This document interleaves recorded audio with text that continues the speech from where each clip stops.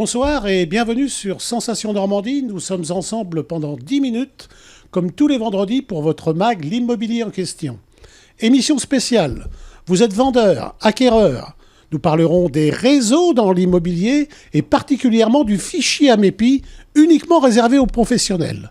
Pour m'accompagner pour décrypter tout cela, Stéphanie Constantin-Gacka, développeur animatrice du fichier Amepi, responsable régional. Bonsoir Stéphanie. Bonsoir. Xavier Ruher, courtier en prêt immobilier à Bernay. Bonsoir Xavier. Bonsoir Pascal. Alors, nous allons parler des réseaux immobiliers, les grands réseaux immobiliers dans un premier temps, qui sont au nombre de... On en a qui se distinguent quand même, quelques-uns qui se distinguent parmi un certain grand nombre. Il y en a plus d'une dizaine, tout à fait, il y en a plus d'une dizaine maintenant à l'heure actuelle, avec tous les nouvelles marques qui se développent. Mais il y en a 4 ou 5 qui sont quand même les leaders, on va dire ça comme ça. Il y a des leaders en nombre d'agences, en nombre d'années sur le territoire français.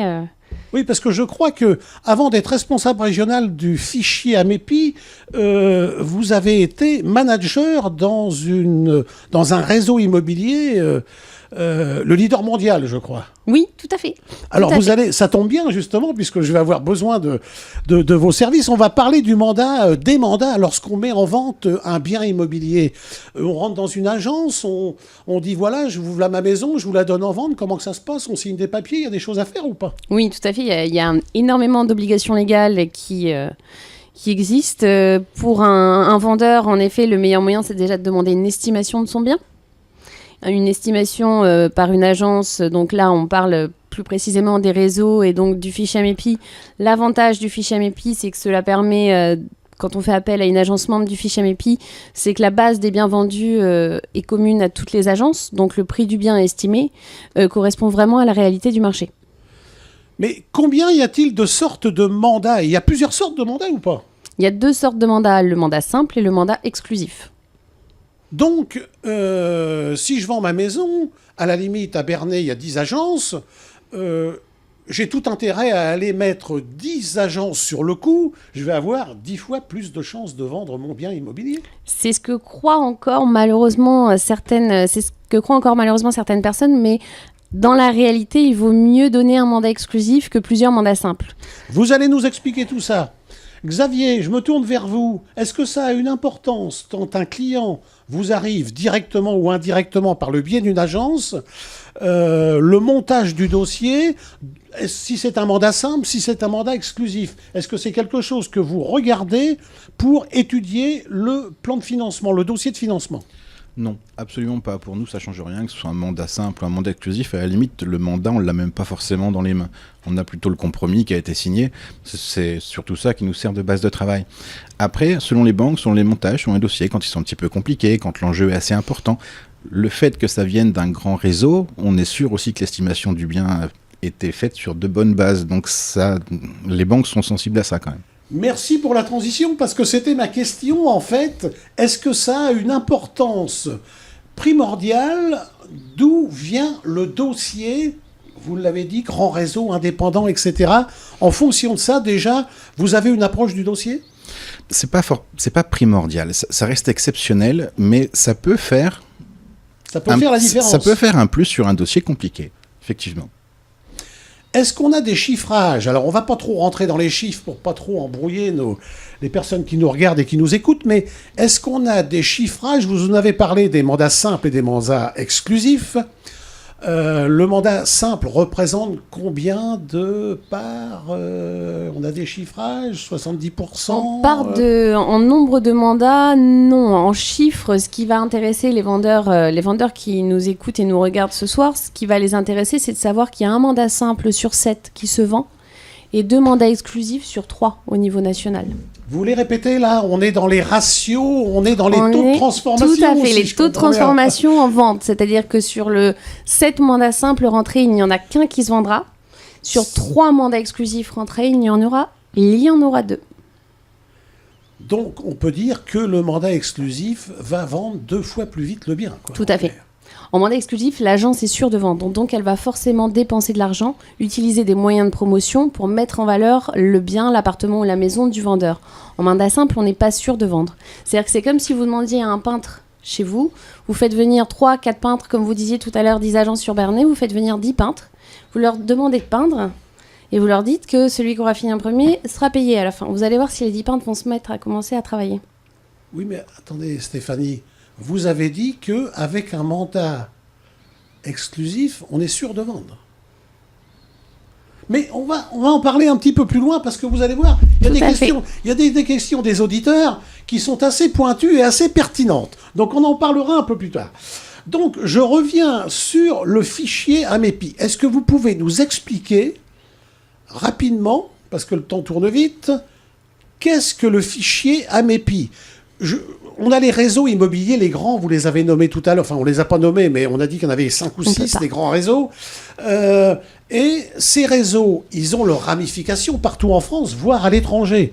Donc ça veut dire qu'un client qui veut vendre sa maison à Bernay, il vend sa maison à Bernay, il veut racheter sur la Côte d'Azur, il rachète sur la Côte d'Azur en restant dans le réseau.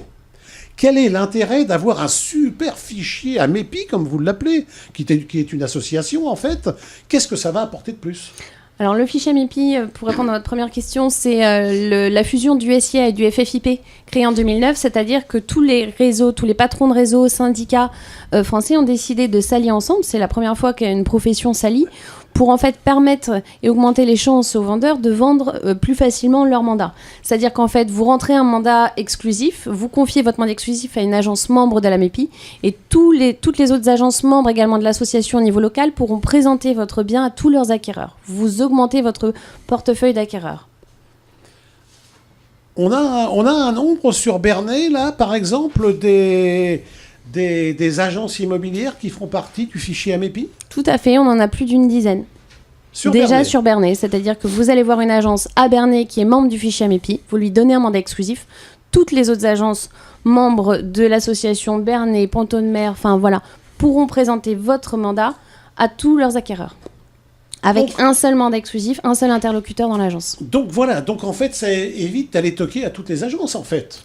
C'est le but de faire appel à un professionnel. C'est le but de faire appel à un professionnel et systématiquement, en temps réel, c'est dispatché dans ces 10 agences. Tout à fait, grâce à un site internet propre aux professionnels de l'immobilier. Et je suppose qu'après, par rapport à celui qui vend, il y a des partages d'honoraires, etc. Mais ça... Tout à fait, ça ne coûte pas plus cher aux clients. Alors, c'était ma question également. C'était ma question. Désolée. Est-ce que le fait d'apporter des moyens supplémentaires, comme vous l'expliquez très bien, va avoir un coût supplémentaire pour le vendeur? Pas du tout. C'est inclus dans ses honoraires. Tout est inclus. Tout est inclus. C'est un service que les agences offrent à leurs clients pour les aider à vendre. C'est listé, ça, au début? C'est lorsque vous remplissez un mandat, lorsque l'agence remplit le mandat, c'est listé, etc. Le détail des honoraires n'inclut pas tous les moyens de promotion et toutes les publicités que font les agences, mais en tout cas, c'est inclus. Vous avez affaire à... Vous voyez ces choses passer dans les dossiers, Xavier? Le fichier AMEPI? Le fichier AMEPI, qui a traité? Est-ce que ça vient du fichier AMEPI ou pas? Non, ça je le vois pas. Par contre, je sais que je suis installé depuis 2011 maintenant, et déjà à l'époque, il y avait l'AMEPI qui existait dans une autre région, et c'était quelque chose qui fédérait vraiment les agences IMO. En réalité, l'AMEPI, ils font le même métier que moi, ils sont courtiers en quelque sorte. Il y a un point d'entrée, vous avez un seul interlocuteur, et c'est dispatché à tous les acquéreurs potentiels. Comme chez moi, vous rentrez chez moi, je le distribue à toutes les banques. Ça revient à peu près au même système. Et finalement, vous avez une personne à joindre qui suit votre dossier. Partout, c'est possible de le suivre. Question d'une auditrice, Caroline, qui nous demande: cela fait 18 mois que j'ai mis ma maison à vendre dans toutes les agences de la région. Alors, elle fait de l'humour en plus. Elle ajoute silence radio. Vous avez 30 secondes pour essayer 30 de secondes. Ouais. Si elle a signé, donc il y a 18 mois, son premier mandat dans ces 10 agences va donc arriver à échéance. Elle n'a plus qu'à en choisir une, à signer un mandat exclusif et à choisir une agence membre de l'AMEPI, et elle augmentera ses chances. Alors là, on arrive à la fin de l'émission. Malheureusement, je vais vous demander de revenir la semaine prochaine parce que là, on est au bout des 10 minutes et on a encore plein de choses à dire. Je pense que on en reparlera de cette cliente la semaine prochaine, Stéphanie, parce que là, il va falloir qu'elle se pose des questions, effectivement, et vous nous expliquerez peut-être pourquoi que la maison n'est pas vendue au bout de 18 mois, quoi. Voilà. Sûrement, oui. Mais écoutez, merci d'avoir accepté l'invitation, Merci. Stéphanie. Merci Pascal. Merci Xavier d'avoir accepté cette invitation. Vous pouvez retrouver ce mag immobilier en audio ou en vidéo sur radiosensation.fr. Posez vos questions et suivez-nous également sur Facebook. Rendez-vous vendredi prochain après le Flash Info Régional pour la seconde partie de cette émission, l'immobilier en question.